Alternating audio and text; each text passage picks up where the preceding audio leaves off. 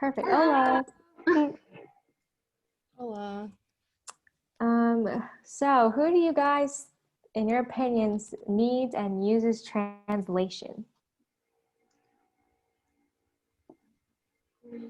Uses translations. I think that people who can't read the piece of writing in the original language it was created in, so like academics learning like worldly things, like other like places, or even historical things, and or things that like were published for a large audience but only could do one language, and so then like there has to be adaptations and translations for the rest. I know, in like education wise, I think it's called the ESLA, for like the students who don't speak, who English isn't their first language.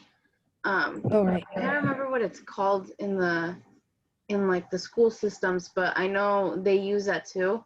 ELL, I think it's English called learning language learners. English, But yeah, something like that, yeah. And so they have like little mini libros where they're like translating back and forth to like teach them English.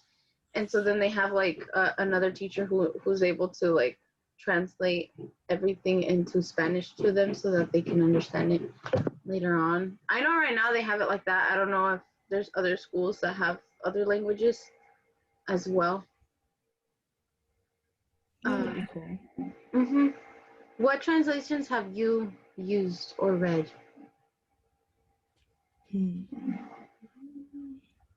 Allison and I were talking about this a little earlier, but um, so another example of who needs or uses translations, we were talking about. I'm from Hawaii, so like there's a lot of documents that are written in the Hawaiian language, and I don't speak that fluently, so that would be an example of something that needs to be translated. And one time, I had to do research on this like Hawaiian issue, and there was a quote that I needed for my paper, and it was in Hawaiian. And so that was a translation that I had to use for my essay because luckily the quote was already translated in the textbook that I was reading it from. But that was kind of cool because I guess I didn't really realize like that I didn't have to translate it myself. It was already translated for me. So yeah, that's one little tiny example of translation that I've used in the past. Quick question on that. Yeah. When it comes to translating on papers, do you have to put it like italicized or just like in bold? Well, when I was writing the essay, like the way that I wrote it was just that I I think I literally just said in the textbook, blah, blah, blah, the title, there's a translated quote by this queen of Hawaii. And then I just quoted the English version of it. So I just stated like in the essay that it was translated. Oh, But I don't know how you would do that if it was your way, if that makes sense. I think you would just include both translations and then italicize it maybe. That's a good question. It probably has to do with the type of document and the type of writing, or just also like, yeah, where the sources are, like varies. Yeah, for sure. Um, You can go, Allison. I was gonna say that I've probably used translations in like airports. I think that when you're traveling, a lot of the signs are in more than one language, and so it's really nice to have that. But that's kind of like a smaller thing, I think. Oh, that's a good point. That reminds me of I went to Japan a couple years ago, and it's kind of the same thing where every sign that they have, they would put English under it because English is such a common language. So that's a good point. I never thought about that. Who do you guys think can adequately judge a translator's work? I would definitely say someone whose native language is whatever they translated it from.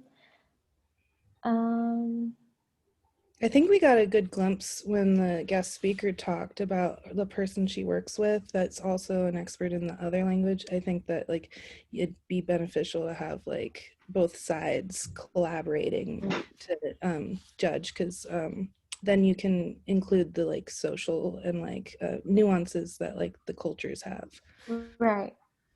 I think also like the gobiernos, they're the ones that ultimately have the say. Mm-hmm.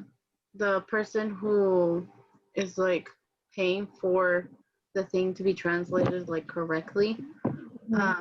would also have a say in like what to do. True. Definitely. They would definitely want to be sure that whoever is writing words on that company's behalf or whatever group, that like they're doing it in the best way and accurately and whatnot. Would you guys say like in the companies, would it be more of like the cultural it's not under HR, it's there's a specific part of the company where they have like the cultural people who like But look like the after. diversity and There like you go. Yes, that Mhm. one. I feel like they would also have the final say in um what the translation is. Mm-hmm. Right, because if it's like a piece of writing that touches on things that are delicate or touchy, like you Mm-hmm. gotta be careful how you word it. True. Um, how would you guys react if a translation of a text you find meaningful were Typo. was actually a poor translation? Um, I can speak on this one. Yeah, go for it. um, I'll probably be in and out with Spanish on this one because it baffles me. Mm-hmm.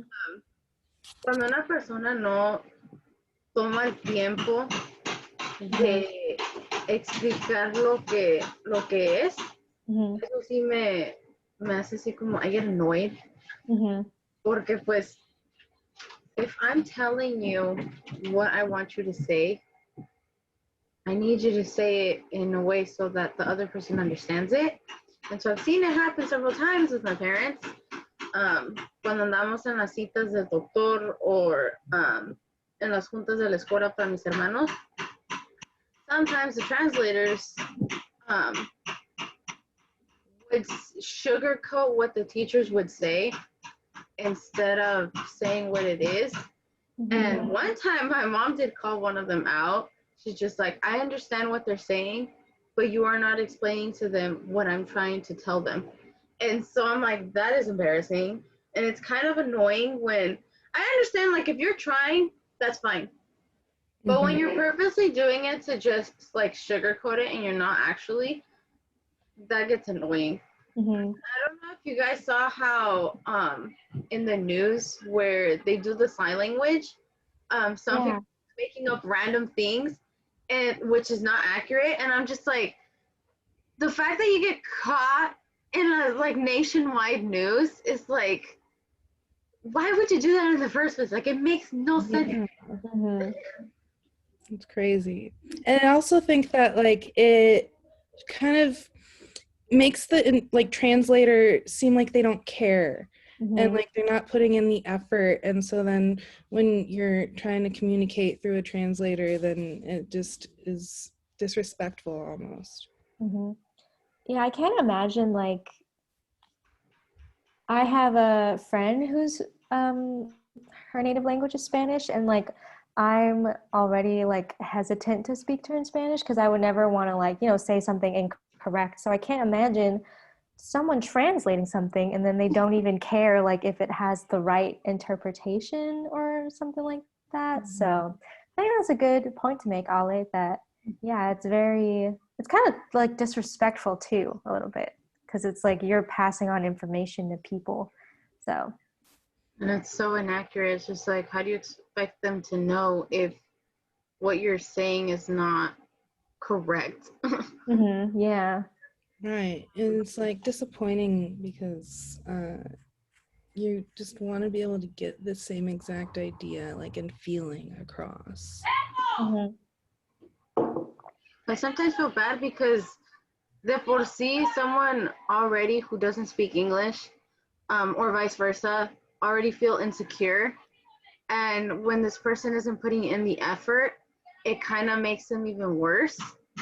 Like feeling that mind of like, oh, why can't I wish I was able to speak this so that I wouldn't have to rely on someone, you know? Mhm. Yeah. I have a lot to say on that. Yeah. Do you Do you guys want think everything is translatable? Yeah. No. No. No. Yeah. There's some Um, things that you can struggle with, I feel, to get the meaning across. Yeah, one of the questions I asked on the lecture last Friday was about the poetry that the woman we were speaking to, the speaker was talking about, because I write poetry, so I can't imagine. I'm sure you could translate that poetry into a different language, but like just the connotation and the meaning and interpretation of some words, I feel like would get lost in translation because I feel like a lot of poetry is honestly just the energy I think that the words yeah, the like create. artistic structure. Yeah, so I think like literally the poem could be translated, but I would assume that like the meaning or the sound or something about it would sound a little definitely different from the original. So I don't think everything is translatable. Yeah. I'm trying to Um, think of another example.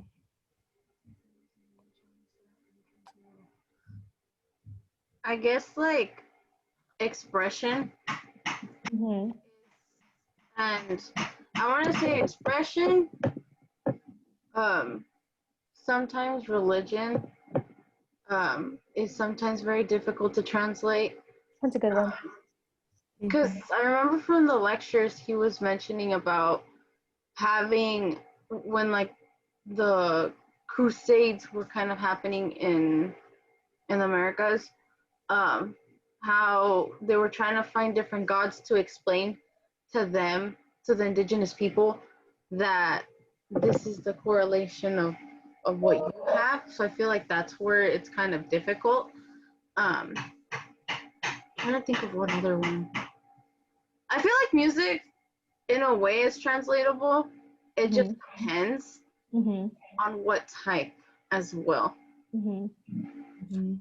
I don't know if this would count, but I feel like maybe like diary or journal entries may be a little hard to translate because that's also kind of similar to poetry, like just the tone and the connotation and the personal connection of whoever wrote it might be lost in the translation. So maybe that would be an example. Mhm. Um, I think we're good on time, but if you guys have any other examples, I don't mind listening. I can't really come up with any.